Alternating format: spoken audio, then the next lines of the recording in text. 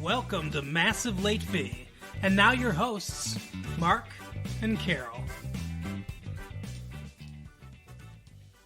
Well, hello everyone. Welcome back to Massive Late Fee. My name is Mark. With me as always is my girlfriend Carol. How are you doing, Carol? Hey, what's up? Not much. It's been a good week here. It is June 1st. 1st of June, 1996. Summertime. Amazing. What do you so think? Happy. Your birthday came and went. It did. It was nice. You liked your birthday? I liked my birthday. That's good. Well, this is not your birthday. This is the show where we talk about movies and television and stuff that sucks. And stuff that sucks. Wow. Yeah, we talk about stuff that sucks because what we watched sucked. It did. It really, really did. But then we watched something that didn't suck too. Well, there was sucking, but it didn't suck. But not the kind you're thinking. Anyway, speaking of things that suck, Chris Draper got his face completely destroyed on the ice hockey rink. Uh-oh. Yeah, you don't, I know you don't follow sports. Not at all. But the Detroit Red Wings are in a playoff game, Western Conference Finals, with the Colorado Avalanche and Claude Lemieux, piece of shit. Claude Lepew? Yeah, that's right. For the Colorado Avalanche, checked him from behind into the boards, broke his jaw, completely destroyed him. Damn. Yeah, it's no good. That sucks. Yeah, and now a legislator. Hey. What? Speaking of things that suck, and it does. Yeah. And now a legislator wants the Colorado player charged, it says. This is by Chris Christoph, by the way. It was only a hockey game, but state lawmakers saw crime in the Red Wings' 4-1 season-ending loss to the Colorado Avalanche on Wednesday night. Yeah, that their loss was a crime. Just joking. Representative Kirk Profit, Democrat Ypsilanti, is calling for criminal charges against Avalanche forward Claude Lemieux, who inflicted serious facial injuries on Red Wings forward Chris Draper. What do you think? Do you think that should be a criminal thing, or do you think he should just suffer some kind of punishment in the hockey world? No, I think I think he should suffer a punishment in hockey world. I think he should be banned for the rest of the season and possibly part of next season as well. Yeah, that sounds right. Because I'm sure he didn't do it on purpose. It's like things just get out of hand. So there's certain laws that apply to, like, you know, hockey players, people in sports, they have certain protections from being sued for, like, assault and stuff like that. Like, if you could sue someone for assault in sports, then football players could possibly get sued constantly for assault because they're literally assaulting each other. They're tackling each other and things like that. And hockey, which is also a very physical sport, same kind of thing. So there are certain laws in place that indemnify players against criminal actions. However, that doesn't, like, if someone brought a gun on the ice and shot somebody, obviously that's not covered. Right. Sometimes the lines can be blurred, but sometimes there's a fine line between what is a criminal activity and what's in the process of the game. What he did was dirty, and I have a feeling he will pay. Not even only, with the commissioner's office, but I have a feeling the next time the Red Wings see the Avalanche, he's going to pay. But it wasn't, to me, it doesn't rise to, as much as I hate him, to me it doesn't rise to the level of criminality. Yeah. Like you said, he didn't go there with malicious intent to try to murder Chris Draper. That wasn't the intent. So I don't think it raises to that level, no. I think it's terrible, and the Red Wings season's over, which is also terrible. They broke the record, the most wins in NHL history in the regular season, and to go out like this, it sucks. But they need to get tougher, and this is part of it too. They're not a tough enough team. I'm not going to go into the sports thing because I know no one wants to hear me talk about sports, But I thought I'd bring it up because it's a big story right now, with Draper, and everyone's seen the pictures of, the blood coming down his face, and it's just not good. and Osgood's like his best friend or whatever. I don't know. They're good friends, and I know you and your friend love Chris Osgood. I don't. She does. Well, whatever. I don't care. Sorry, Claudette. I don't care if he's fucking alive or dead. I mean, I'm glad his face didn't get broken. It did. His jaw's broken. No, not Chris Osgood's. Oh, no, he's fine. But speaking of people who are not fine, Whitewater verdict. Guilty. The Arkansas's governor and 2 others convicted of fraud. James McDougal, 55, former owner of Madison Guarantee Savings and Loan, a verdict convicted on 18 counts of fraud, conspiracy, and misuse of loans or whatever. He faces up to 84 years in prison and $4.5 million in fines. Holy shit. Yes. Susan McDougal, 41, former partner in Whitewater. I assume they're married. I don't know. I don't really follow this story. But, 55, 41, it's not that big of an age difference. Convicted on 4 counts of fraud. Faces up to 17 years in prison and a $1 million fine. Jim Guy Tucker, 52, the governor of Arkansas, current governor of Arkansas. Verdict, convicted on 2 counts of fraud and conspiracy. Faces up to 10 years in prison and a $500,000 fine. And I'm guessing that it's not going to be good for him politically, but also not good. The reason this is a big deal is because if you remember, Jim Guy Tucker is the current governor of Arkansas. The former governor of Arkansas, the governor right before him, is 42nd president of the United States. Wow. William Jefferson Clinton. Yes. So it says damage control becomes concern for Clinton. And then they have a big chronology of the key dates and everything in this Whitewater saga. But, I mean, it's a big fraud case. And were the Clintons involved? Were they not involved? It's another thing I don't care about. Do you care? If they were involved in fraud, I mean, he's the president. Like, I don't want the president to be a liar who is prone to defrauding the public. That seems like a bad idea. True. But does it seem to be affecting his governance of the country? No, it doesn't. And here's the thing. I get, like, winning fixes a lot of ills, right? And he seems to be doing pretty good with his fucking, the way he's running the country. Okay.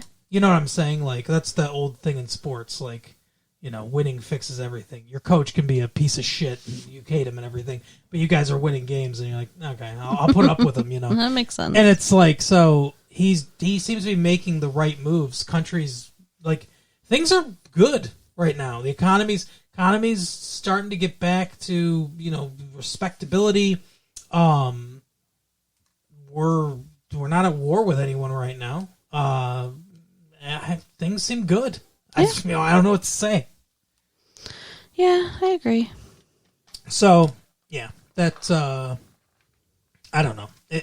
Like you said, I don't care about it a lot because it's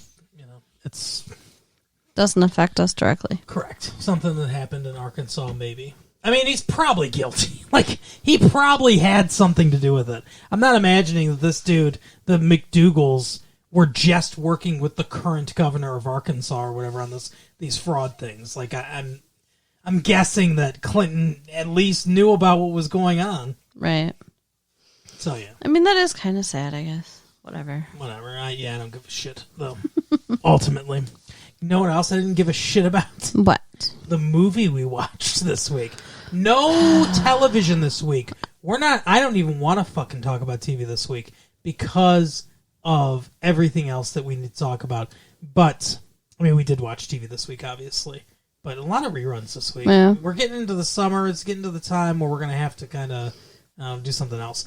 But we did watch The Arrival. We went to the movie theater and said, 2 tickets, please, for Charlie Sheen in The Arrival. At least there was popcorn. Yeah. That's all I can say about it. This movie, we walked out. Mm-hmm. Okay, we walked out and had a fun night afterwards. Yeah. But before, wow, tipping your hand a little bit there, Carol. I like, getting dessert at Big Boy, and that's what we did. Yeah, we did get dessert at Big Boy. And that's all. That's all we did. We didn't go to the pool house. That's a reference to, if you listen to our 90210 tapes, you'll know what we're talking about. If you don't, listen to them. Right. Anyway, but this movie, ostensibly what I got out of this movie, and we watched probably, I don't know, half an hour, 45 minutes of it before we left the theater, before we left in disgust. But I already know everything that's going to happen in this movie. Right. From it. Yeah. So Charlie Sheen works at some place that listens to, it's like SETI, Search for Extraterrestrial Intelligence. It's a place with a bunch of satellites aimed at the sky, and he's listening for some kind of radio signal or something from different star systems where we might find evidence of aliens contacting us. And one night, they get something. They get a hit. And it's weird. At some point in this movie, he's trying to get another job. By the way, this was stupid, too. Ron Silver plays his boss. And he makes it seem like the guy's nuts and stuff like that, and badmouths him when he's trying to get another job. If he hadn't done that, I think this all goes away a lot easier. Yeah. So it was really stupid for him to pretend like, oh, it never happened. We never heard it. Come on now. Yeah. You're going to make him seem like he's crazy and you don't expect any repercussions from that. You're an idiot. Ron Silver. Right. The actor. For taking a part in this shitty movie. Yes, they're all not making the best career decisions. So, but the guy calls, he's like, yeah, they said, he said that someone says he's at the JPL. He's working at the JPL. Now, I'm pretty sure the JPL is the Jet Propulsion Lab. Okay. Which is where they work on the jet propulsion systems, as the name would imply, for rockets, which has absolutely nothing to do with what he's doing. So, I don't know where, people are just, throwing out NASA abbreviations that they, heard or something like that. But anyway, so he works at one of those places. He hears a thing, him and Richard Schiff, his buddy, and then, like I said, they cover it up, and they're like, no, never happened, And these government people come, and they're like, we're going to take all your files and everything, because we're from the Department of Justice. And it was a spy satellite, that's all you heard. That's what they said, that's their cover story. And he's like, hey, how come it moves like a star then? Which I didn't understand some of the technical stuff they were talking about. Mm-hmm. But it's basically, we're listening to a star system, and we get this thing, right? Right. Then they ham-fist somebody talking about fucking terraforming into this thing about, we could terraform Mars and all this stuff. It all begins, by the way, somebody on the North Pole finding a bunch of flowers amid the snow. This shouldn't be here. Mm-hmm. Yeah, that's the caliber of the acting in the entire scene. At one point, Charlie Sheen and his girlfriend are having a conversation, and Charlie Sheen's like, so I guess that means we're done then, huh? And she's like, yeah, maybe we're at the end of the road. And that's literally how the dialogue's terrible, and because people don't talk the way they're talking. Right. And the delivery is wooden and awful. And Charlie Sheen's a good actor. He's done good work before. Mm-hmm. Dog shit in this movie. They're all dog shit, and I don't think it's their fault. It's got to be the direction. Yeah, it's got to be the director and the writing. Just really, really bad. It was boring. Yeah. And stupid.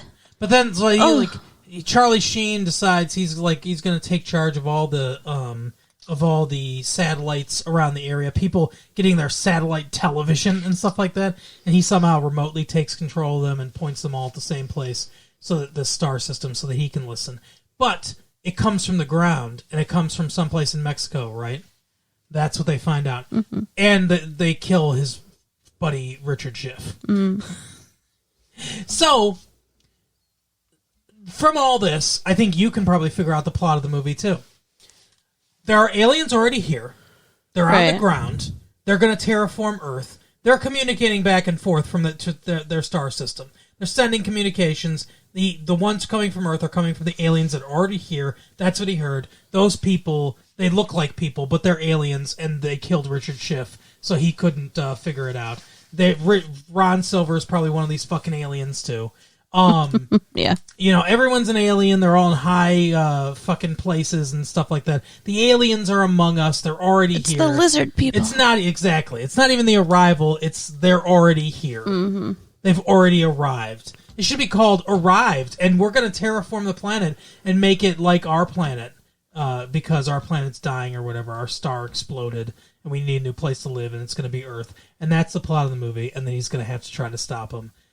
Boo fucking who. Good job, Charlie Sheen. This movie sucked. It really, really did. One of the worst. Like I said, half an hour I know exactly everything that's going to happen in this movie. One of the worst pieces of shit we've seen in a long time. And he had a random neighborhood child just hanging out at his house? Yeah, a little black kid, like probably 12 or 13 or something like that. I don't know. For the urban market? What, like, the kid serves almost no purpose. I guess so he doesn't have to talk to himself. Right, well, and because he's explaining things to the kid that we're supposed to learn. But, yeah. I mean, it was boring anyway, so I'm sorry I didn't learn anything. And he's telling this kid, oh, you can come over when your grandma goes to sleep at 10 o'clock at night. Right. Child molester? Like, that's not okay. Yeah, this movie, ugh. I mean, the direction was, like you said, the directing of the actors, terrible. Mm-hmm. The direction, as far as like cinematography and that kind of technical stuff goes, it's flat lighting. It's like shallow depth of field. It's you know, someone needs to teach this director the rule of thirds. Like, it's terrible on every single aspect. I think there was a couple weird editing choices in the half an hour that we watched too. Yeah, it was just not good. Don't waste your time and your money. The sound design sucked. Everyone on this movie should be ashamed of themselves. Shame. I don't know how you look the bank teller in the face when you cash your paycheck. Right. You have to have a ski mask and a gun. Ridiculous. Terrible movie. Yes. I mean, we don't walk out on... We've seen some bad movies. Oh, yes. We've seen some stinkers. We don't walk out on many movies. This movie's terrible. Yeah, couldn't do it. Didn't want to. No. Sorry. I love you guys, but not that much. Yeah. Next week, hopefully, something better. Yeah. We got... I think I know what we're going to watch next week. I think we'll know what we're going to go to the theater and see next week. But there's that new movie that's coming out, The Rock. Oh, okay. I think that's out next week. With Sean Connery. Yeah. And Nicolas Cage. Yeah. Cool. Sean Connery. Something I'm actually excited to see. Right. Yeah, I think that comes out, or I think that might have came out this week, I think. But we went to see the fucking Arrival instead. Shame on us. Anyway, I think that's what we're going to talk about next week, I believe. But what else we can talk about today is what we watched on my birthday, because it was my birthday and I got to pick, and it was awesome. Yeah, we went and rented a movie since The Arrival sucked. We rented Buffy the Vampire Slayer. 1992's own. It's a Luke Perry double feature if you listen to both these tapes. I loved it. I've always loved it. Like, I've seen it so many times that I literally know all the words. And my friend and I used to do the cheers. And I'd never heard of it. That's fucked up. Why?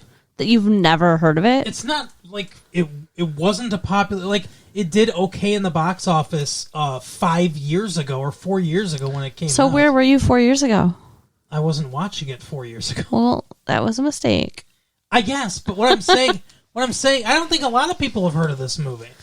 Well, if you haven't, then go rent it because, again, awesome. But it's Christy Swanson. Yes. And Luke Perry. And then a bunch of other people. Pee Wee Herman. Yeah, that's right. Paul Rubens. He's very funny in this movie. He's like my second favorite character in the movie.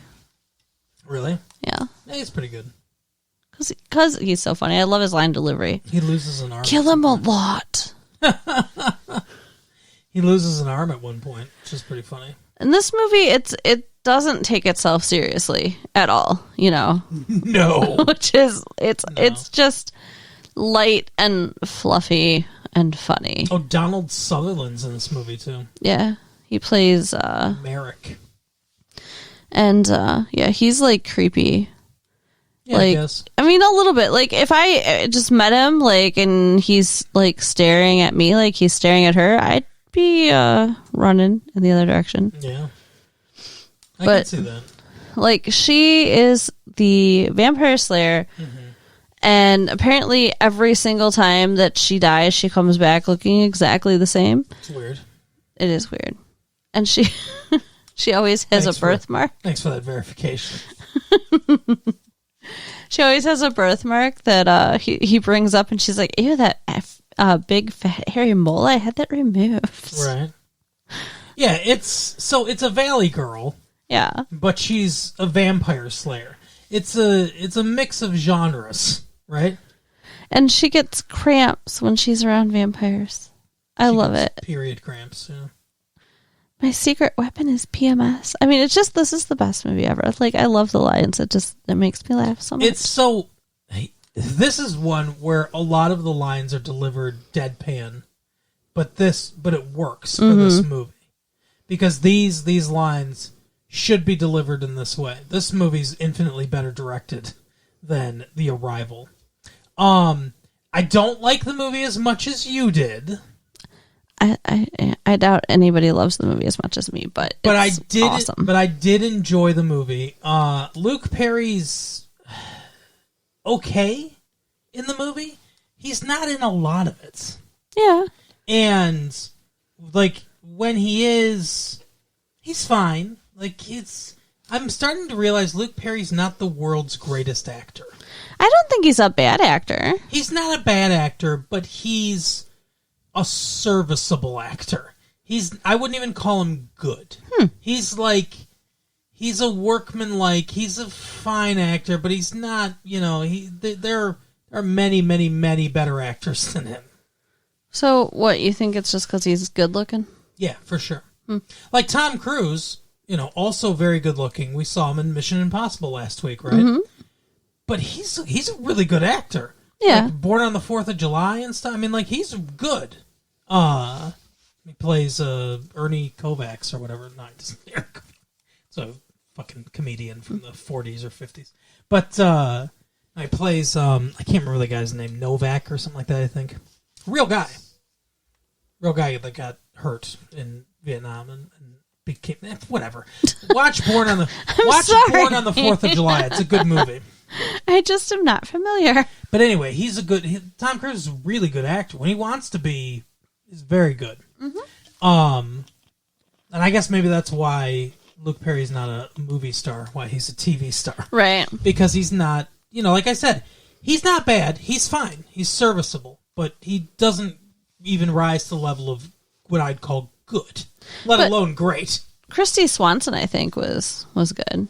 Yeah, well, she has to carry the movie, pretty much the entire way through. And Donald Sutherland was good. And she's very good. Donald Sutherland's a pro, He's always good. Yeah, he's always solid. He's weird. He's a weird guy. Why do you say that? Not only is his character weird, but every movie I've ever seen him in, he's weird. Animal House, MASH, every movie I've ever seen Donald Sutherland, he's just a weird dude. I think he's a weird guy in real life. That's my guess. Maybe. But anyway, so tell me what you like about this movie. Well, Go through the positives. Okay. I like the humor. Yeah. And it is a slyly funny movie. There's not a lot of jokes. There's not a lot of setup, punchline, setup payoff kind of jokes, but there's a lot of like snappy one-liner kind of jokes. Sarcasm. Yes, and that's my favorite type of humor. So it's right up my alley in that respect. But yeah, it's a lot. It's very deadpan funny. It's vampires, and I love all things vampires, so it has that going for it. Yeah, it's a vampire comedy, which I don't know if there is any other vampire comedies that I can think of. I guess that movie with Jim Carrey from, like, I don't know, 1990 or 89 or something like that. I think it's called Once Bitten. If you have a chance, go rent Once Bitten with Jim Carrey. Once Bitten. Yeah, it's not good, but you'll laugh.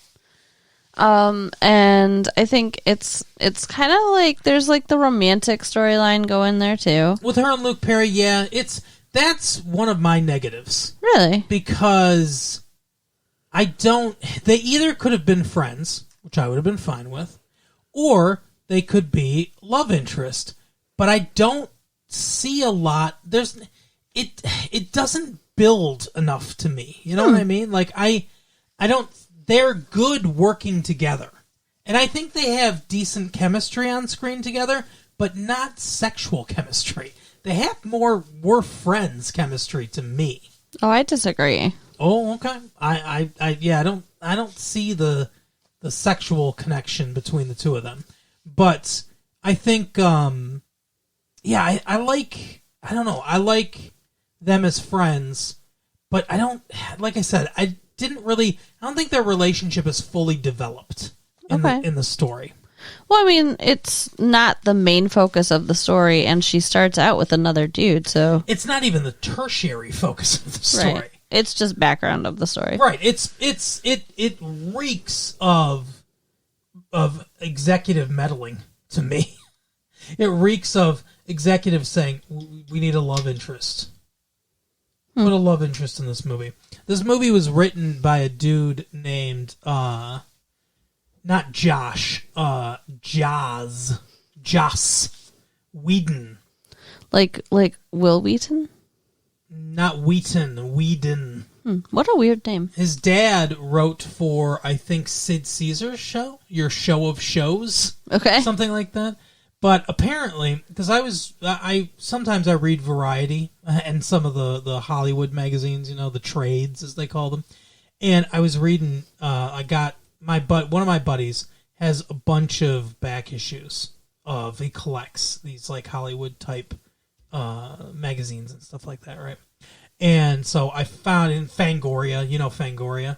No, it's a horror magazine. So he collects all the Fangorias too. I should take you over his house one time. Yeah, it's because I know you like horror stuff. The Fangoria stuff, great like pictures and things like that. They'll show like behind the scenes makeup stuff and everything. So there's a bunch of magazines like that, and he collects all these kind of magazines that have to do with movie making because he's a huge movie guy, right? So I was reading in one of them, one of the gossipy ones. Because I wanted to do a little research on this Buffy the Vampire Slayer movie. We rarely get to do this because we're watching movies that are like new release movies. Right. And a lot of these stories come out years later, and it's been a few years now for this movie. But I guess Joss Whedon didn't like the direction they took the movie in. Okay. He wanted it to be darker, like still funny, but with a darker edge to it. And I guess they went a lot lighter than he wanted to, as far as like he wanted her to burn down the school and like kill everyone inside. Holy shit! But also the vampires, like to kill the vampires, she just like kills everyone else too. Wow! All her classmates and stuff. And I can see the culmination of that because she has this friend group and she slowly disconnects from this friend group, and they're more and more toxic towards her and shit like that. And I can see why she wouldn't care about killing the rest of... I mean, she would, but you know what I mean? Like, I can see, for a darker movie, like a dark comedy, I could see that being a culmination of her, like, fuck you guys, and, we're going to kill you with all the vampires kind of thing. I don't know, I'm kind of glad it didn't go that way. Well, that's apparently what Joss Whedon wanted to do. And oh, you know what? We know Joss Whedon, too, because he wrote Toy Story. We watched Toy Story, and he wrote that. He wrote Toy Story? Well... So, a bunch of people from that company, Pixar, wrote it, but they wrote it and then they gave it to him because I guess he's like he's a really good writer or whatever. He's known for that. His dad was a legendary writer too. So, like I said, he worked on that Sid Caesar show or whatever. And it's like the greatest writing room ever. Like Mel Brooks was in that writing room. Carl Reiner, fucking Neil Simon was in that writing room. So yeah, he like took the second pass on that, and I guess the Sid character and everything, like that's all him. Okay. So yeah, he had a big hand in writing Toy Story. But anyway, so he doesn't like the direction this movie went, and he fought for a long time about it. So that's unfortunate, but it did. I think it, like you said, maybe it worked out for the best. It gives it more of a happy ending. Yeah. And some of the kids that are her friends in this get to like shine a little bit. There's that one girl. I looked up the actress's name because we had our access to the VHS. Right. Hilary Swank is her name. Yeah. And she was. She seems like a good actress. I liked her. And her character is very snobby and like, she at the beginning. She tells Christy Swanson, she's looking at this, like, yellow leather jacket, and she's like, oh, that's so 5 minutes ago or whatever. And then later she buys it, and she's like, I thought it was 5 minutes ago. It's retro. Yeah. So she's one of those, right? But she plays that really well. Yeah. She has something with the vampires at the end. She fights them or whatever, right? She gets eaten. Does she? Yeah. Oh, okay. She gets, like, they break the window and yank her out. Oh, I thought that she got away. No, another one who was in the car, the one that was sleeping with her boyfriend, I think she survived. Well, they broke up. Her ex-boyfriend. He broke up on her machine, as she says. You broke up with my machine? I mean, one of them stabs a vampire and then goes, ew. Yeah, that's who I was thinking of. Was that Hilary Swank? I don't know. No one knows. We can't figure it out. Anyway, but yeah, I liked the movie. There were lots of positives in this film. Yeah, I mean, I think that it was very enjoyable. Rutger Hauer's in this movie. Who the hell is that? That's the main vampire, the one that wants to sacrifice her or whatever. Oh, yeah. The one she's always dreaming about. That's Rutger Hauer. The bad guy. What else has he been in? Blade Runner. I've never seen Blade Runner. Well, there you go. I guess that's a problem. He's, I think he's German or he's Scandinavian or something. I don't know. But he's foreign. Okay. But he's a good actor. Yeah, I think he did an excellent job. And he kills Merrick. Apparently, in Joss Whedon's original script, Merrick killed himself. Oh, to save her, I'm assuming, though. I guess. I don't know. I hope so. Commits suicide. Jeez, Joss Whedon is dark. Dark as shit. He needs some help. Right? I don't know. That Sid character from Toy Story is pretty dark. Right? That must have been his contribution. But I liked the light and fluffy nature of this. It is. It feels like an adventure. It doesn't feel like a horror movie. It doesn't feel like it's a comedy, but it's like kind of an adventure comedy. You know what I equate it to a little bit is sort of Temple of Doom. Okay. The Indiana Jones sequel. Yeah, I can see that. But less cynical. It's like Indiana Jones meets Clueless.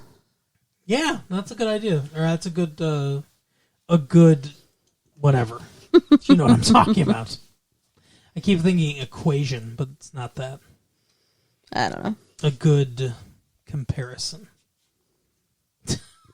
He's doing things with his hands that don't make sense. No, you weren't complaining last night. Hey, That's all I'm saying. That's pretty much all I got to say about it. What do you think? Yeah, just if you have never seen it, if you've never you heard better, of Buffy the see Vampire Slayer, go see it. Yes, it's good.